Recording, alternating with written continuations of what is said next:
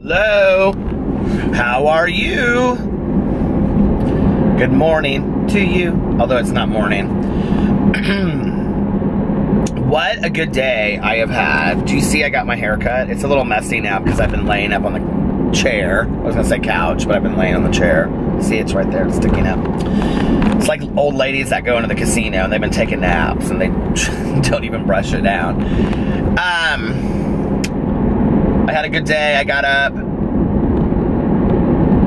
took a shower, rode a little bit, went into my hair appointment, and then after that came home, and Alex and I had some lunch, and then he had to take his car in to do something, I don't know, with the tire, and so I went and ran errands, and then we came back, and I was kind of like, I am not going to post videos today. We were just hanging out all day together, the dogs and Alex and I was like, I think I'm just going to hang out. So I sat in the chair and read while Alex was watching. He had like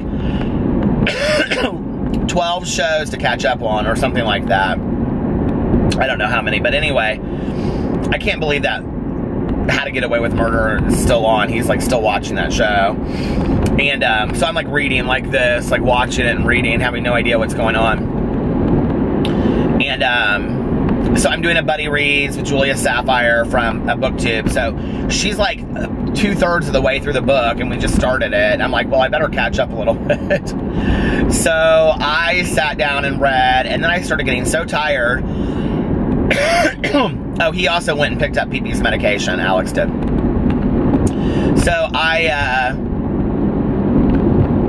I was like, are you going to just watch TV shows? He's like, yeah. I said, okay, well, I'm going to go lay down and take a nap. And I ended up taking like a 2.5 hour nap. It was so nice. It was like perfect. The bed was so comfy. The fan was on. It was just perfect. And then I got up and I was like, do you want to, we've like caught up on, so we have like 4 TV shows that we watch together. We watch American Horror Story. Oh, no, we're not watching that right now. We watch The Assassination of Gianni Versace, Project Runway All-Stars, RuPaul's Drag Race, and one other show. What's the other show that we watched together? I can't remember. But we had watched all of them except for Project Runway. And so we had like 2.5 episodes left. And so we got pizza. He wanted pizza, so we got pizza. And I haven't had pizza. Are you ready? Since August 1st, because that was when I started being a vegetarian. And we just haven't, I don't know why, but I just remember that we haven't had pizza since then. So we got pizza. I got I know, like everybody's, I don't know why this is like a funny thing that's going around right now with the pineapple on the pizza, but I used to always get sausage and pineapple pizza. That was kind of like my pizza. But I got pineapple and onion. And I didn't even eat that much of it. I just really wasn't that hungry. I've been like chugging water like nobody's business today. I still have like, look, I still have my coffee left over from this afternoon. I've been sipping it tonight. So we watched 2.5 episodes of Project Runway, and then Alex put on another show, and I was like, just kind of like doing stuff on the computer, and we were just sitting there, and I said, oh, then Tanya texted me, and so Tanya got back from Florida yesterday, and then she had to go to her, like their family gets together every month for like that month's birthdays. And so today was her family's like February birthdays, which yesterday was Tanya's 22 years sober. Happy birthday, Tanya, on 22 years of sobriety. So let's all wish her happy birthday underneath here. And her birthday is next week. So anyway, she went and did the birthday thing, and then she texted me and she was like, hey, what are you doing? I was thinking about getting on and doing a live stream, and she was like, I said, just sitting here trying to decide if I want to get on a live stream, and she was like, oh, okay, and I was like, why? Do you want to like get a fountain pop? And she was like, yeah, she was like, come get me. So I came and got her and didn't do a live stream. She got a water. I just continued to drink my coffee. Neither one of us got a fountain Coke. We really kind of like just call it going to get a fountain Coke now, but we never get fountain pops because I don't really like, I have them every once in a blue moon anymore, but I'm kind of like killing. I don't really love them anymore as much as I used to. I don't know why. And, so we drove around and we talked, and she told me all about her trip, and she went to go visit her friend. So, like, from when she used to live in another city here in Indiana, like where she grew up. It was like when she was like in her really early 20s. It was like her best friend at the time and her husband. So Tanya and her husband Eric went and visited them in Arizona, and then they drove to Vegas for like 2 days, and they went to the Grand Canyon, and Tanya was telling me all about that skywalk, and she went out on that skywalk, and we looked it up, and she was showing me pictures of it, and I was like, oh no, there's no way I could do that. And they went and saw the Beatles Love show, the Cirque du Soleil show. And she and Eric walked the strip in Vegas, and she played blackjack for 6 hours, and Tanya's not really a gambler, so she got up to $600 and then left with the 60. She took 60, got it up to 600, and then left with 60. But she had a fantastic time, and she was like, I didn't want to come back. She went to Sedona. She said she loves Sedona, that she could live in Sedona. And so I'm like, Tanya, you can't move to Arizona. That's like far away from Indiana and Florida. And I don't really have any desire to be in Arizona. Which is interesting because I used to have a really good friend of mine when I was growing up that moved to Arizona. So I used to go out there every summer. They lived in Mesa. So I spent a lot of time on like College Avenue. I would go there. We would hang out. We'd go to the coffee shops, wear Birkenstock sandals. That was like when that movie Can't Buy Me Love came out. Do you guys remember that movie with Patrick Dempsey? And it took place in Arizona. Can't buy me love. You shit my house. That movie was so good. I love that movie. Anyway, I meant to bring my phone charger and I forgot to bring it, and my phone is at 20%. So I'm going to vlog, and then I'm going to listen to a little bit of my audiobook, and I'm going to go home. Alex is watching. He is so into these. He started watching when I was leaving. Oh shoot, I was just gonna look it up and tell you what it was. He's watching the Justice League right now. Before that, he was finishing up It's a Woman's Name. I can't remember. But he's really into those like Marvel Comics movies and stuff like that. He loves those. And I do not enjoy them at all. So anyway, and then tomorrow we're going over to Melissa and Jason's for a Super Bowl party at 5:30, and Melissa's texting me, and she's like, we're gonna do there's like a pre-game show at 5:30, but it doesn't matter what time you want to come. Everybody else, we were gonna do 6, but we're gonna come for unless you don't care about the pre-game show. And I said, I don't care about anything except for the people. I don't watch the Super Bowl. I have no idea who's even in the Super Bowl this year. It doesn't mean anything to me. I know people are like, I'm like, but I don't understand football. My dad has tried to teach me football for 45 years. I just, for some reason, I cannot grasp the concepts of football. So, yeah. That's been my day. Reading, relaxing, a nap, haircut. It's been a good day. I will say this, though, about pizza. I don't miss pizza. I don't really miss that kind of food at all. It's interesting, like, when I eat, like, all of that, because, like, lately I've been going to, like, Whole Foods and getting, like, the fresh-made salads and stuff like that, and, like, even their fresh-made sandwiches that are there. And, like, I don't miss pizza. Like, I don't miss it. Like, and I had fast food, like, 2 weeks ago. Was that when I had it? I can't remember.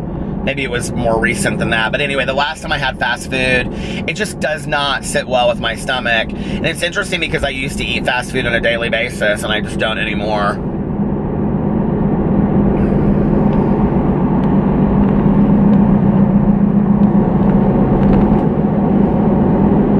Such a kind of like quiet, still night. They've been saying that we're supposed to have like really bad snow for like the last 3 nights, and it hasn't like snowed at all. It was kind of flurrying a little bit when I left the house tonight to go pick up Tanya, but I like, for like 2 minutes or a minute and a half, like some flakes were coming down, and that was like all I noticed of it.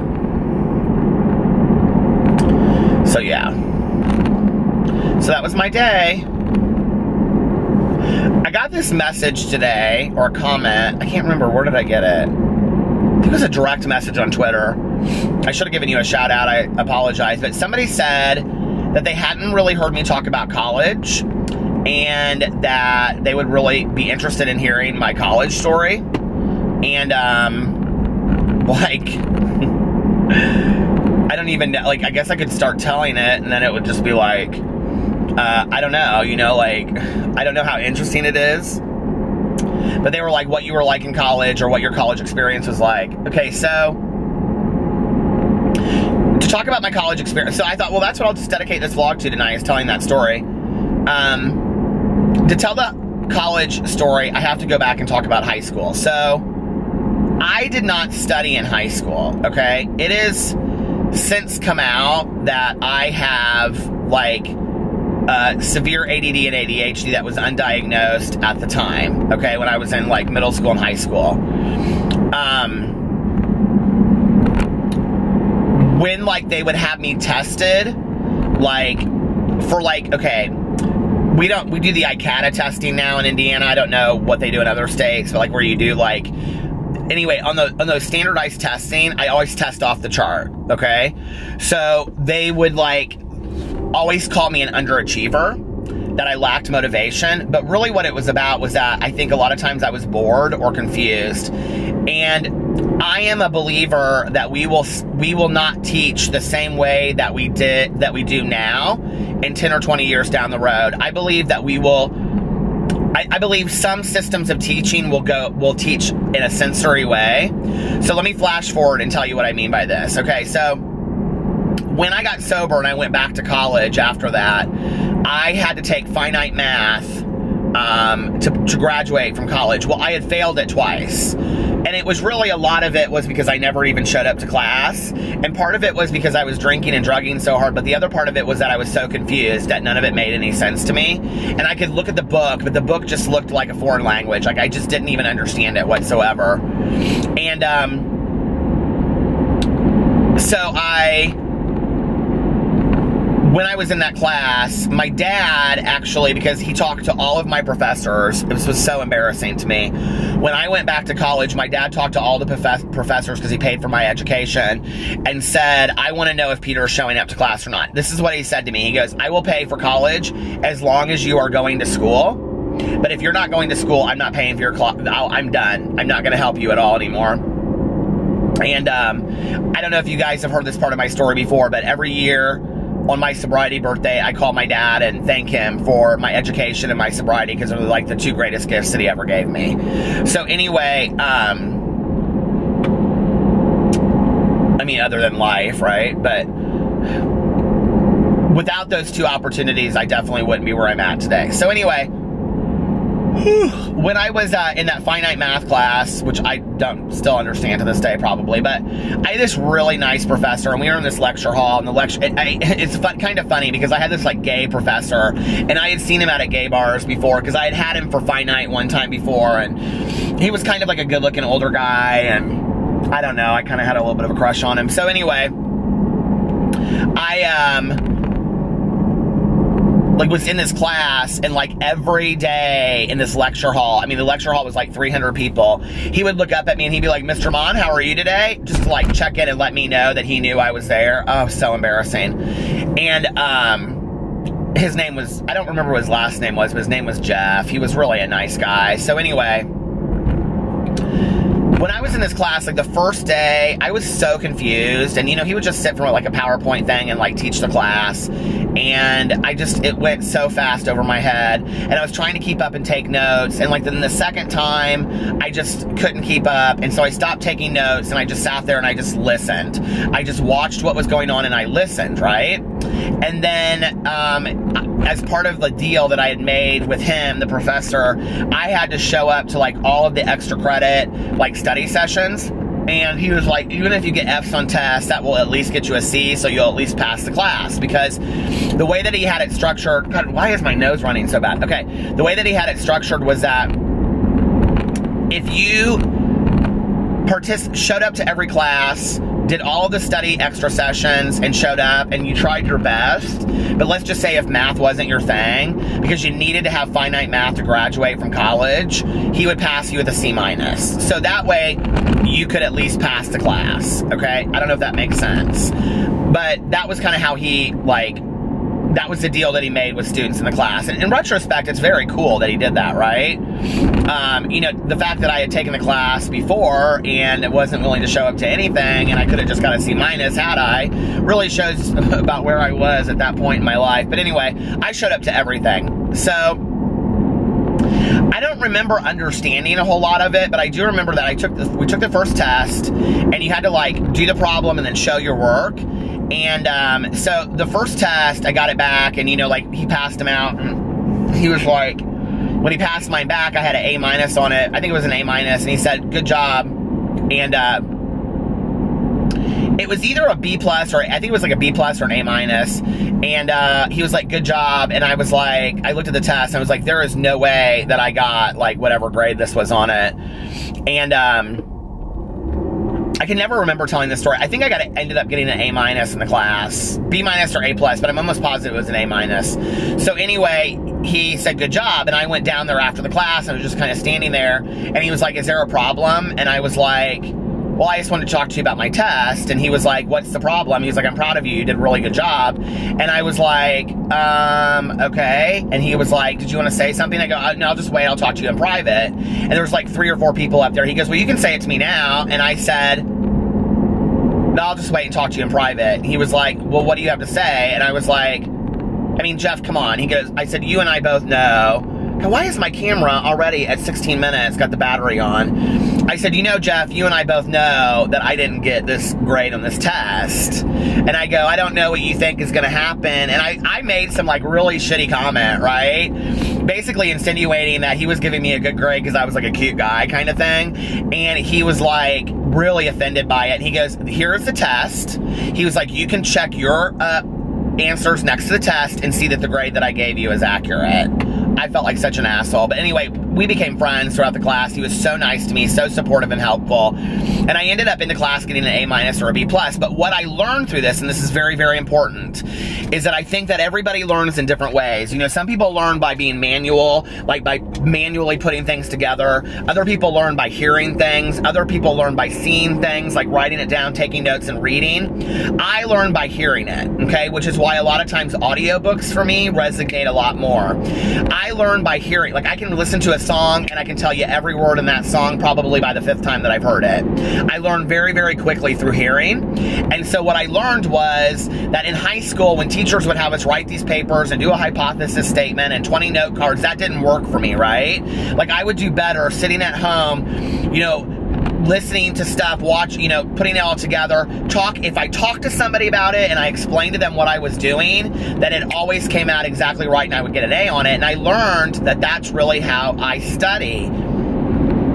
It just shut off by itself. If you're still watching this, it says internal. Okay, so it shut off. Can you guys hear me, like, as it's, like, shutting off? It goes black screen, but I think it still films for a couple minutes. So I was talking about how I learned. So anyway, I learned in that class that I learned from listening.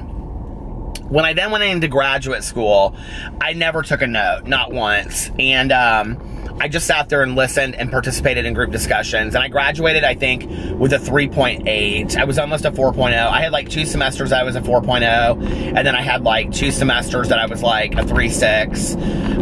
And so I graduated with like a 3.8, which I was very proud of. And so anyway, because I graduated from undergraduate school, okay, before I went into treatment, I had 1 year left. So I was like finishing up my junior year. Well, I was in the, like, credit-wise, I was in my junior year. But I had already been in school like 4 years. So, yeah, 4 years. So it was just a mess. And my grades were like, I had like a 2.1. When I graduated from high school, I graduated with a 1.86. And I never studied. I never opened a book. I never brought a book home. And I love to read. You guys know that. And I read a lot in high school, but I don't ever remember like studying for a test. And what's really weird is that my parents are highly academic. I mean, you know, my dad has a medical degree and went to law school first. And, you know, my mom had master's degrees. And I don't remember either one of my parents ever asking me about studying. I don't like, you know, I can remember my mom maybe sometimes saying like, do you need to do homework? And I'd be like, no. And other than that, like, I don't remember them ever saying anything to me, you know, and about my grades. I just don't remember them ever thinking about it. But when college time came around to go look at colleges, that was my dad's job to take me, and he wanted to take me. So we went to Indiana University in Bloomington, and we went to Michigan, University of Michigan in Ann Arbor, and we went to the University of Wisconsin on the lake, and we looked at Northwestern. I mean, seriously, these are like students that have 4.0s and 4.5s, right? And all kind of extracurriculars. We looked at Lake Forest in Illinois because I really wanted to go there. But the reality was I was scared to go away from home. I was really, really terrified. I was very naive and innocent at, you know, 17, 18 years old. I mean, I used drugs and I drank, but other than that, I was very innocent. Like, I had traveled a lot with my dad and my stepmom and, you know, knew a lot about a lot of things. But, like, as far as, like, the world and being on my own, I was terrified. I don't know if that makes any sense, but, so I applied to, there was one college in Ohio. Why can't I remember what it was called? It was a Lutheran college. I applied to it and I got in on probation. I have no idea how. And then the other thing was that I really wanted to go into fashion design. I was obsessed with fashion design in high school. And when I was in 9th grade, I taught myself how to draw and sew from a pattern. I could sew from a sewing machine. My mom got me a sewing machine like when I was in 9th grade for Christmas. And I could sew anything from a sewing machine. I used to make my friends' clothes in high school. I would spend like the entire evening watching movies, like John Hughes movies, like Pretty in Pink, 16 Candles, and I would sew these outfits for my friends, and then I would take them over to their very avant-garde kind of outfits, and, you know, dresses that were like half sweaters, half this, I mean, it was all kind of like very patchwork kind of stuff, a mix between being like kind of like punk, hippie, and like beatnik. It was very cool.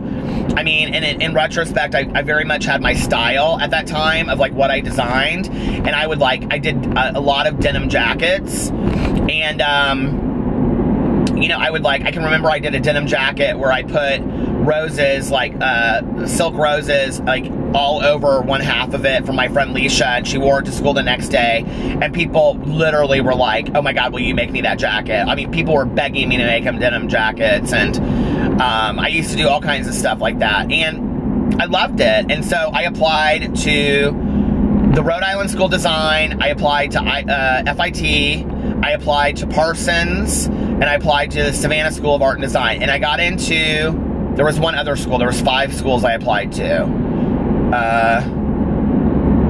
Savannah and FIT were the schools I got into.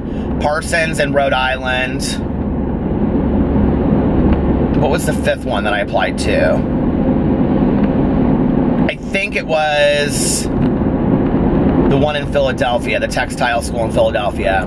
But I panicked and I didn't go, and I got in completely off my portfolios. Still to this day, I don't know how that happened. And I was terrified to go, you know, and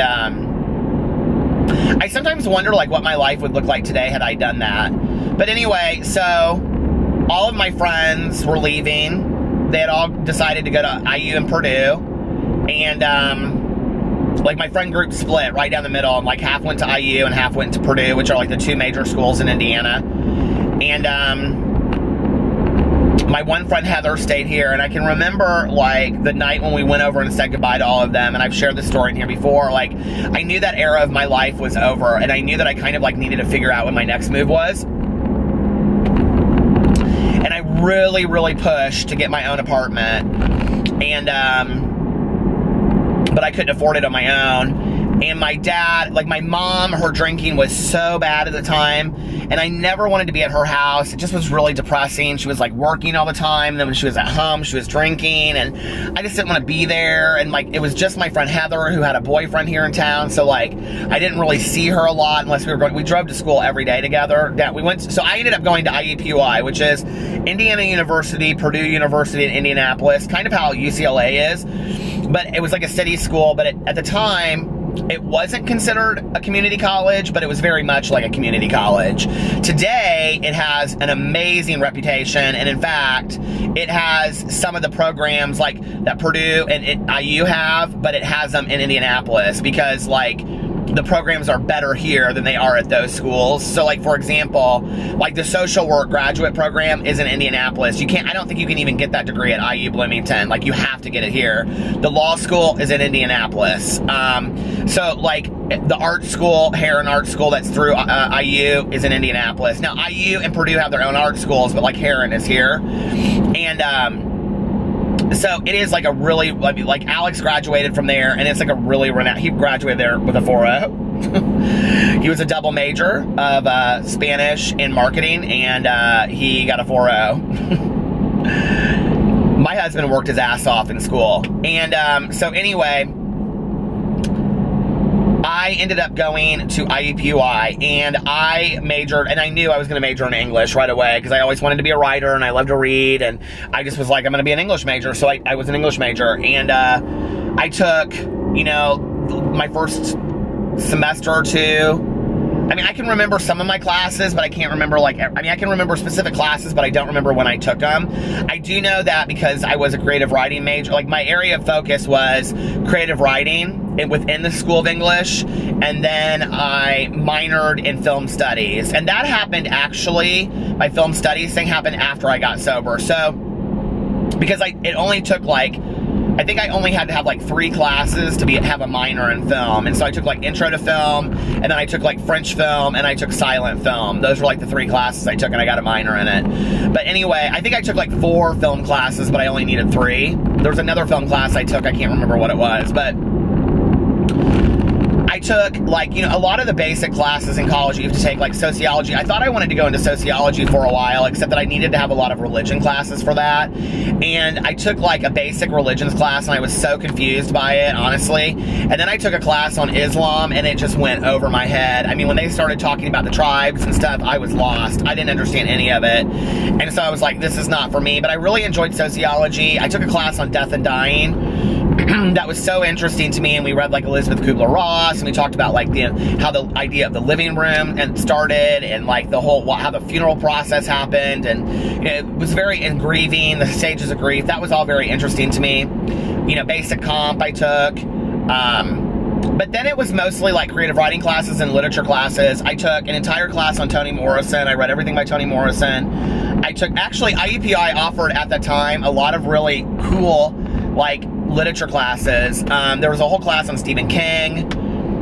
There was just a lot of really neat classes. I took a Southern Lit class. I took a year of Southern Lit. I took 2 semesters of it. That was like where I kind of focused in literature, was on Southern Lit, and we read Eudora Welty and Carson McCullers and Carson McCullers and you know, Faulkner and all that kind of stuff, which is interesting because I had read The Sound and the Fury before and I hated it. And I read it in a literature class, and I had this teacher that was fantastic. She had actually gone to, what's the school in Atlanta? I can never remember what it's called, but it's like a great school. And she taught the whole class. We read like 3 Faulkner books in there, and she taught Sound and the Fury, and I never understood it the way that she taught it, or before the way she taught it, and then I ended up loving The Sound and the Fury.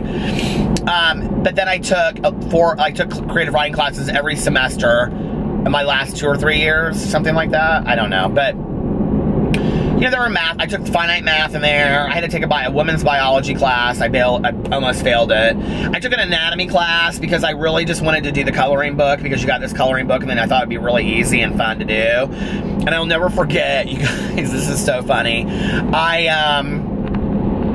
So I go there, and I am so lost, right? And I didn't realize there was like a class and a lab. It was like 2 days a week until after I'd signed up for it. So I was like going to the labs. I was so confused. And the first test, I think this was after I got sober. I had to take a biology class. I ended up taking biology of women and trading it. So the first test, I go in there, and it's like the skeletal system, and there's these boxes set up, and it's like 20 minutes early, and people are studying, and this girl looks at me, and she goes, "Can you hand me the scapula, please?" This is a true story, 100%, I swear. She goes, "Can you hand me the scapula, please?" And I was like, okay, and I like looked in the box, and I like pushed it over to her, and I go, "Here you go," and I just like, and she just looked at me like, "You have no idea what the scapula is," and I just walked out of the room, and I went and I withdrew from the class, because my dad was like, "If you're going to withdraw from classes, I don't care if you do or if you trade classes, but do it so that I get every cent of my money back." I'm not gonna because what I had done before when I was using was I would withdraw from classes, not tell my dad, act like I was still going to school because I was, number one, ashamed, and number two, because I needed the money, and then I would just pocket the money. Shady, so shady. I've had to make amends to my dad about that. He was not happy about that. And then, what else? Oh, here's a little interesting fact. So I was on the editorial board of the literary magazine at school, almost from my entire time that I was there. My last 2 years, I was the editor-in-chief of the literary magazine at IUPUI. That was really fun. I had a lot of my pieces published in there. I've had a lot of my pieces published in other things as well. I've read a couple of those stories on my BookTube channel, one called Lipstick Kids, that I actually, it turned into a script. And I took a screenwriting class. I turned it into a script, and my teacher ended up taking my script and sending it to a, oh, what do you call it? A contest for screenwriting, like for short films, and it got like opted and picked up, and I won like second place in this thing. Nothing ever happened with it, but anyway, it was cool. I got a little award off of it. And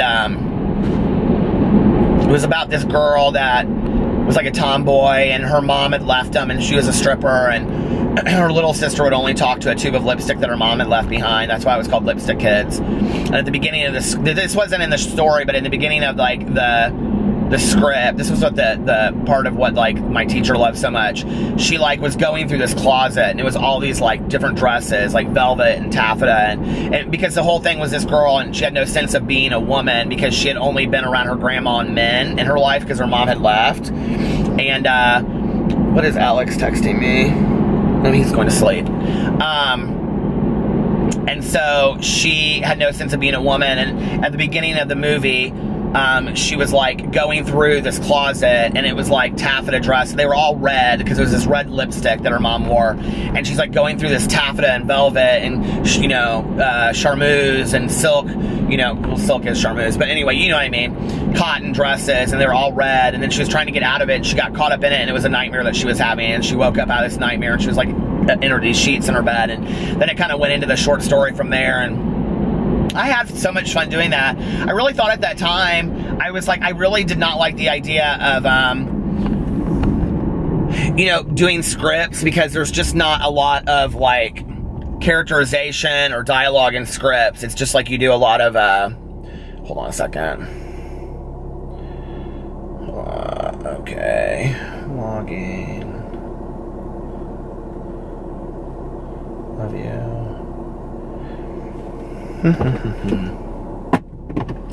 So there's just not, I mean, it's all dialogue and stage left, and, you know, describing what the room looks like. If you've ever read a script, it's kind of boring. There's not a lot to it. Love you too. And so, I don't know, but then I got then the fall of '94, oh shit. He said, "Don't forget the cheese and crackers." I told Melissa I would pick up cheese and crackers. Hold on.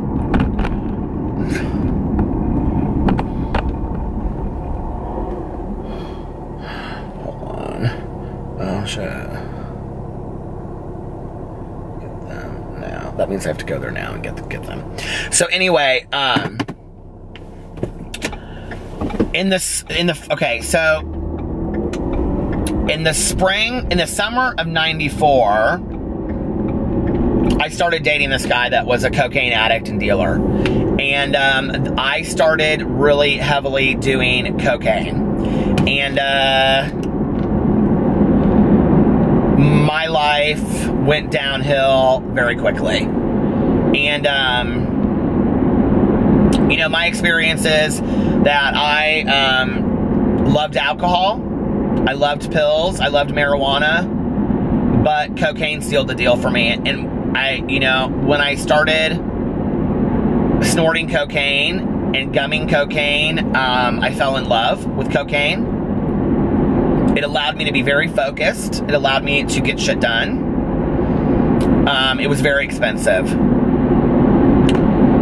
Towards the end, I was smoking rock cocaine. It's not pretty. That's crack. It's not pretty.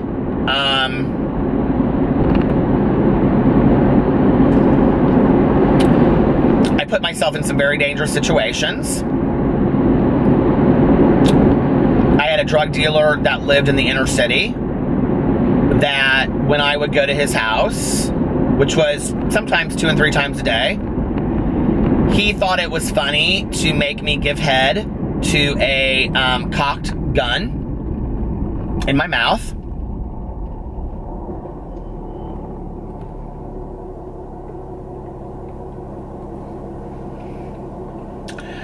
You know, and say things to me like, faggot, how bad do you want this? And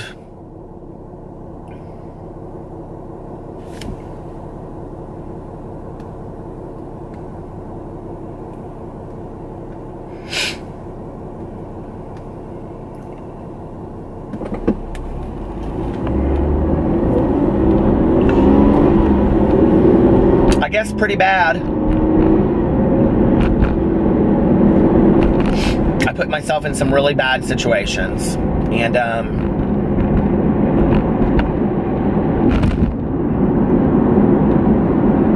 my friends that I was using with didn't even know how bad it was. I mean, when they found out, they had no clue how bad it was.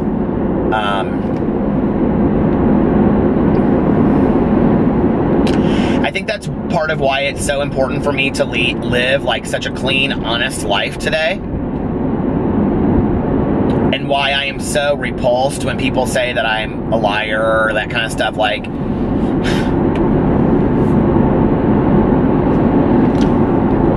because, you know, like, I know where I've been. You know what I mean? Like, I know where I've been and what that looked like. And I know who I am today and who I'm not. And I'm not that person. And, it's not about fighting for your reputation. It's about fighting for your life. And I just don't have it in me, physically and emotionally, to go back to what that life looked like. You know, as I'm telling you this story, I'm telling you a harsh thing, but in my head, you know, 50 harsher things are going through my head. You know, and maybe someday I'll share those on here. Those are things that, as of now, I've only shared with my sponsor and in the rooms of 12-step programs. And they're not unique. My story is not unique. They're things that other people have shared. And, you know, a week before I got sober, my stepmom said to my dad, you need to stop this. You need to stop enabling Peter because he's going to... And my dad said, I'm afraid to do that. I'm afraid to stop giving him money because if I do... My dad was my chief enabler. He said, if I do, I'm afraid that Peter will start stealing or prostituting. And my stepmom looked at my dad and said, you don't know that he's not doing that already. Well, I was stealing a lot from a lot of different people. But I hadn't started prostituting yet. And I'm not saying that it hadn't been offered to me, because it had. Escorting is a real easy way to make money for drugs. And I don't shame anybody for that. Because our bodies are an easy commodity to give away when we don't give a fuck about ourselves anymore. And drugs mean more to us than our physical bodies or our souls do. But I'm thankful I never went there. That being said, I do believe that I indirectly prostituted myself by dating people that I knew would have drugs. Because, see, I didn't date anybody unless you had something for me. I didn't sleep with somebody unless you had something to give me. And I'm not proud of that, you know? And that's why when I got sober, being in monogamous relationships was so important to me. And how I got kind of addicted to monogamy. Because I wasn't going to be with somebody unless I was in a committed relationship with them, at least on my part. And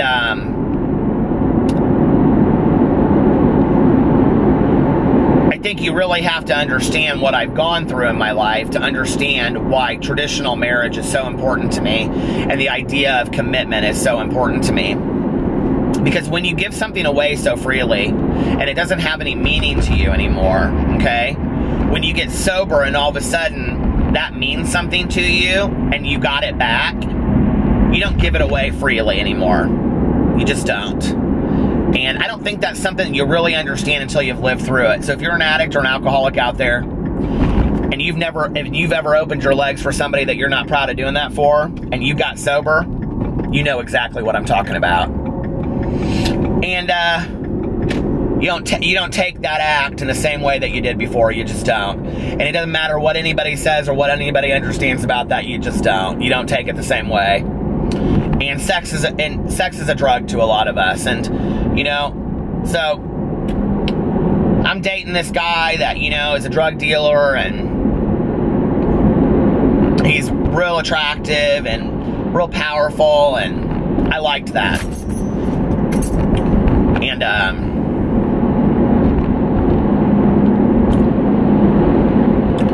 so anyway, he and I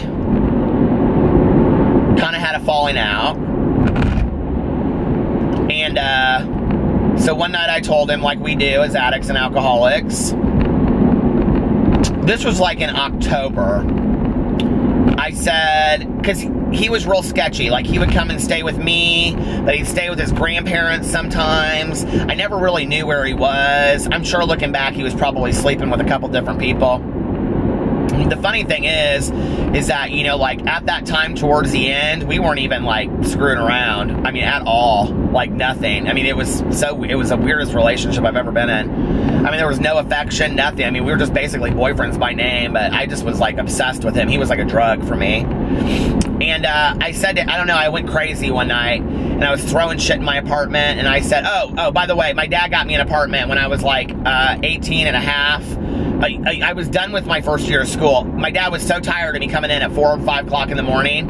He said, I'm getting you your own apartment because I can't fucking deal with you coming in at 5 o'clock in the morning, and I've asked you so many times to do it, and you're so disrespectful to me that I'm not doing it. I can't deal with this anymore. I can't deal with the alarm clock or the alarm going off in the house. I can't deal with all the, I mean, my dad was so done with me at that point, right? But he continued to enable it, and how do you enable it? You get him an apartment. So that's what my dad did. My stepmom was so pissed. My mom was beyond pissed. She was like, I cannot believe that you are rewarding him by getting him an apartment. But my dad, I think, just thought, we'll just get him out of my house, you know? So anyway, I went crazy. I looked at him and I said, get the fuck out of my apartment. I don't need you. I don't need any of your bullshit. Get the fuck out of my apartment. Well, I may not have needed him, but I needed his dope. And, I needed his cocaine. So he leaves, and he goes out that night and sleeps with somebody else and lets me know it through everybody else, if that makes sense. And I mean to tell you, I didn't even care about this person. I look back in retrospect, and he didn't really mean anything to me, you know? And he is totally, and what's so funny is he has cleaned up his act. He lives in Southern Florida. He's doing great now. I think he's like a CrossFit instructor. He looks exactly the same as he did back then. It's like crazy to me. I mean, I'm not friends with him, but like, I don't have any hard feelings against him. But anyway, I mean, I have to take ownership of what I put myself in back then, you know? So anyway, but he was cruel. He knew what he was doing, and I lost my shit. And I mean to tell you, that night going forward, I was in a downward spiral, and I don't think I got out of my apartment or out of bed for weeks, and I was drinking, and it was a mess. And that all led up, and I dropped out of school. I just stopped going to my classes. I had like withdrawn from my classes like the next week. I was like, fuck school, I'm not going anymore. And I needed money anyway. And I think at that point, if I had withdrawn from my classes, I could still get like $1,000 back. So I did, and I pocketed the money. Oh, my dad was so pissed.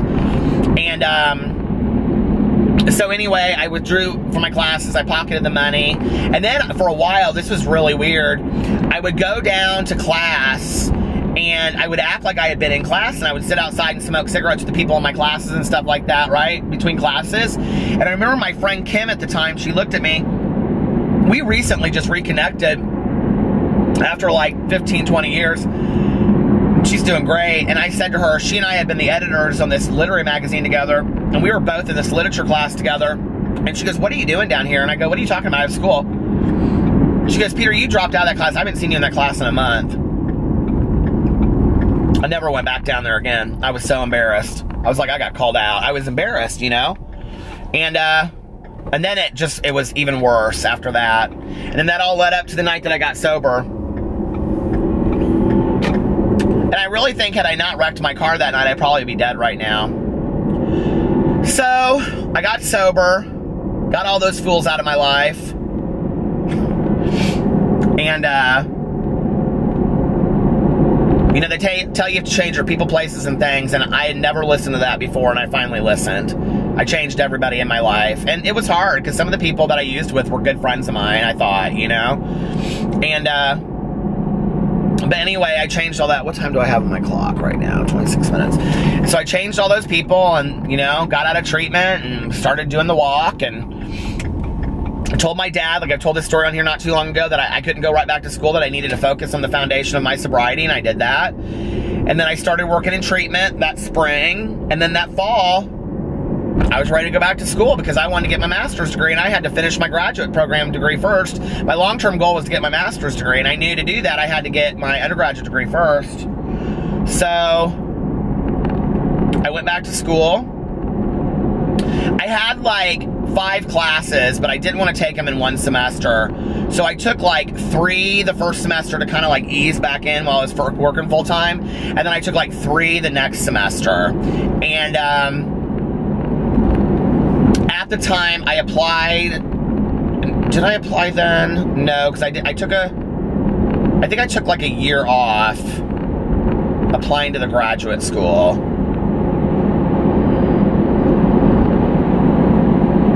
Yeah, I took a year off.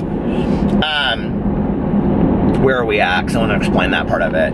And I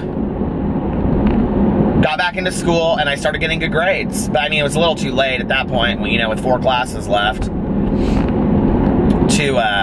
4 or 5 classes I had to have, I can't remember. But I also needed to have like a human biology class to get into graduate school, and I needed like statistics. I needed statistics too. So I had to take that. I think I took that summer. I can't remember. But anyway, and then that's when I took the film classes, and I got a minor in film studies. And that's when I met, I dated my first boyfriend right out of treatment, who is in a very respected position today, and we just kind of went our separate ways. He was a very nice guy, and I won't say his name on here because he doesn't deserve that. He tolerated some shit from me that he probably shouldn't have, I don't know, but I don't know, he was a great guy. He's a cool guy. Anyway, we're friendly today. But then right after that, I started dating this guy that was in a band, and he had curly hair, and he wrote me a song called St. Peter, and I mean, I thought I had fallen in love with everything I always wanted. You know, this guy looked like Bob Dylan, kind of, but like a sexier version of Bob Dylan, and I don't know, you know, and we had this, let me stop this because we're at 29 minutes and 15 seconds. I'll be right back. Okay, I'm back. So I want to finish up this school story and tell this part of it. I mean, I didn't realize this was going to go so long. This is like an hour vlog. I'll have to tell more of this later if you guys are if you're interested. Let me know what you're interested in the bottom part of this. But so after him, he looked like Ben Affleck. God, my mom looked at him and she's like, he looks just like Ben Affleck, and he's so nice too. But anyway, we weren't meant to be together. We lived in 2 different cities, and it was real tough because we were like driving 3 hours, and I'd be like, why wouldn't you move here? I was like asking him to leave his entire world and move to Indianapolis. So anyway, after that, I met this guy in a film class, and his name was Todd Mielek, and I will say his name out loud. He's a beautiful, beautiful guy. Beautiful soul.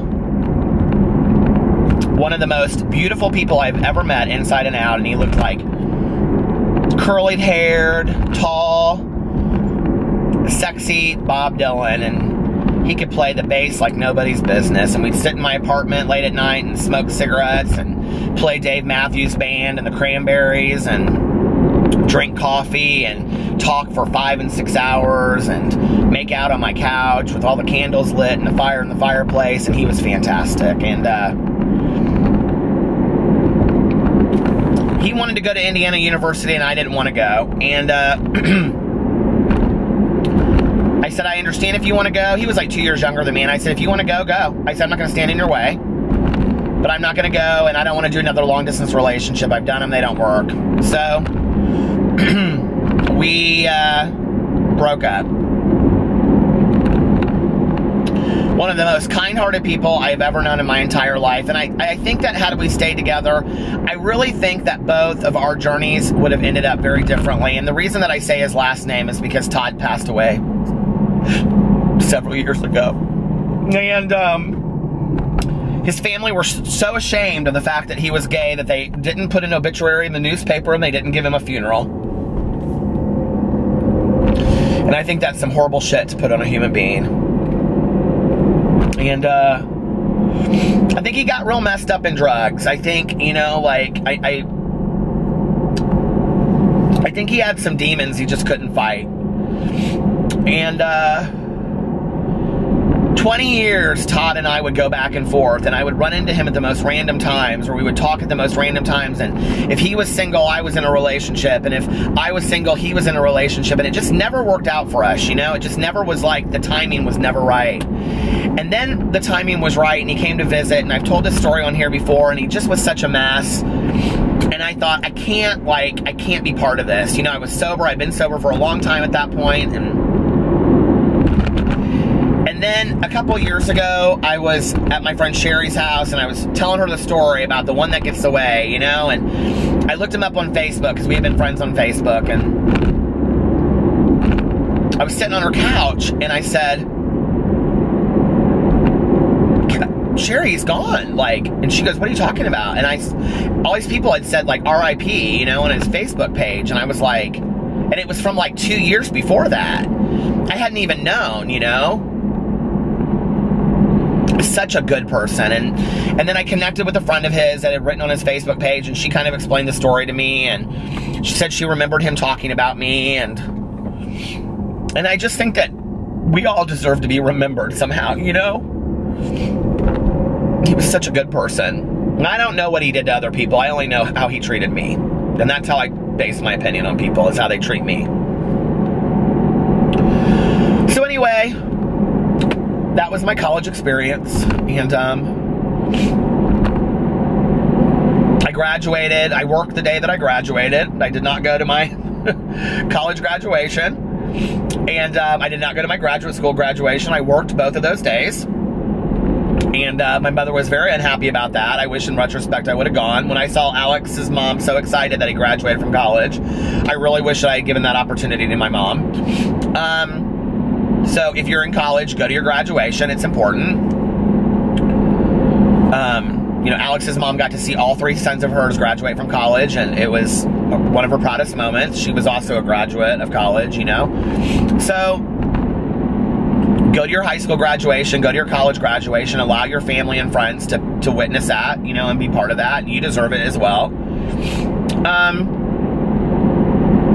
And show up for your family and friends graduations. It's important. Stupid thing. It keeps on shutting off. This stupid camera keeps on shutting off because it says the internal heat too hot. I'm so tired of it. My next camera, I'm really checking that out. But anyway, I just want to finish this up. So then I worked for a year, and I applied to graduate school, and I was terrified because I thought I'm never going to get in. My grades were like, my grades when I graduated, I had got them up a little bit, but they were like a 2.3 or 2.1 or something. I can't remember. They were bad. So anyway, I had to do this really long essay for the graduate program for social work, and I remember that, like, you had to talk on there about, like, what made you want to go into social work, and, like, who was your role model, all this kind of stuff, and I was like, I am so terrified to write this out, because, like, I don't know what to say that's going to get me into this thing. And I remember talking to my sponsor, and my sponsor said, your story and your honesty are all you have, and you need to just lay it out. And, you know, like, that's always been what I have been taught in recovery, is be honest and tell on yourself and tell your story. That's all you have, you know, and that's what I've always done. And so I wrote my essay, and I talked about being gay and coming out, and how I, you know, being gay had a lot to do with me being an addict, because I didn't love myself from being gay, and, you know, that it was hard. And, you know, I talked about being in recovery and what that looked like for me, and I talked about my family, and I talked about my dad being my biggest role model, and I talked about how, you know, he used to, he was, you know, take me on Sundays after church to people's houses to, like, change their dressings on their hands, and before we would go inside to these people's houses, that he would say to me, no, this man can't work right now to support his family. Be respectful. Call him, you know, Mr. Smith. Yes, Mr. Smith. Thank you, Mr. Smith. And, you know, he has a lot of shame because he can't support his family because he injured his hand and he can't work and he may never be able to work again. And, you know, and we would go inside and, you know, the wife would say, you know, like, oh, we would, you know, thank you so much for coming. My dad did house calls a lot when I was growing up, and they'd be like, would you like to stay for dinner? And my dad would say, you know, we would love to stay for dinner. And we would stay with these people we didn't even know. You know, my dad would be so courteous. Oh, this is the greatest meatloaf I've ever had. Thank you for having us at your home. And what I really realized through that experience, that was, you know, like, one thing that people have always said about my dad is that he has the best bedside manner of anybody they've ever, like, known. And what I realized is that my dad truly was a social worker at heart. And I said that in my dad's a really good guy, you know? I don't know why that makes me tear up. I don't tell him enough, I think. But I said in there that, you know, my dad was really, truly a social worker at heart. And, God,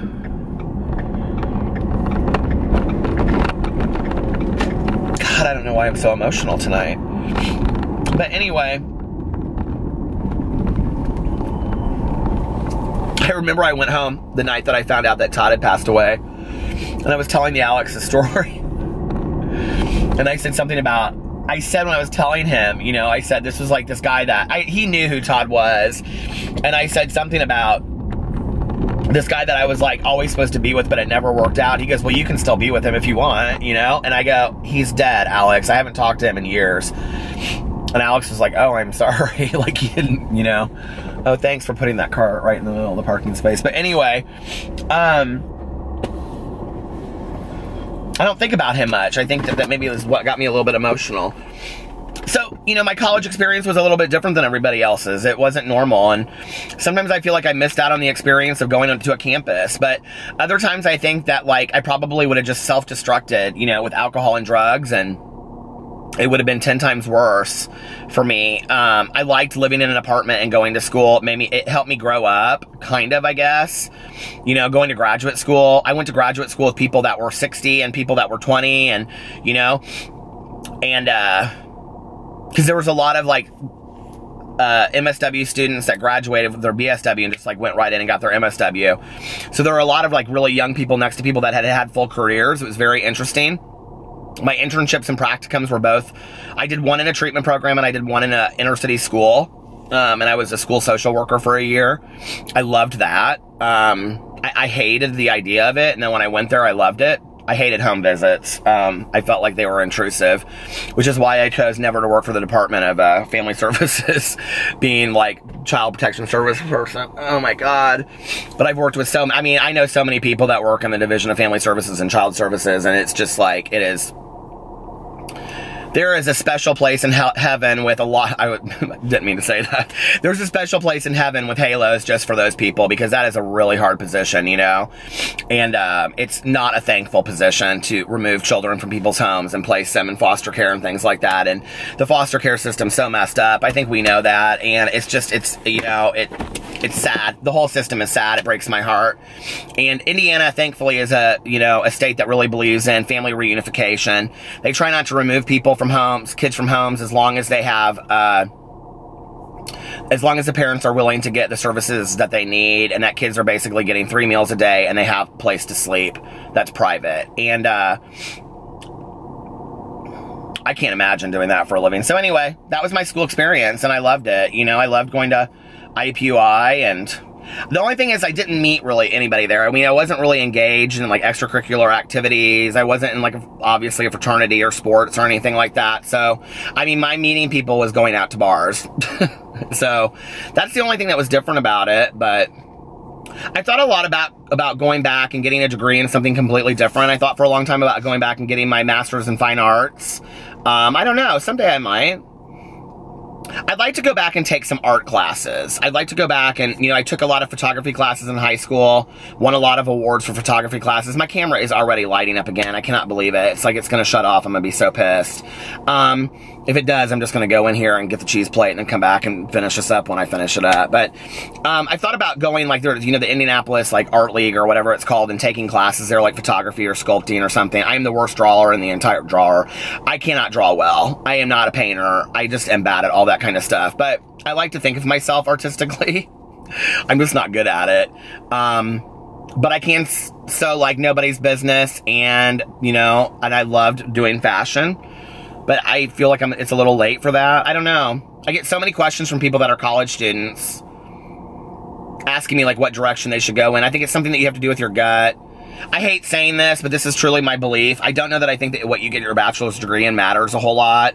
You know, I think it will get you a job somewhere, but just get your bachelor's degree, even if it's in general studies.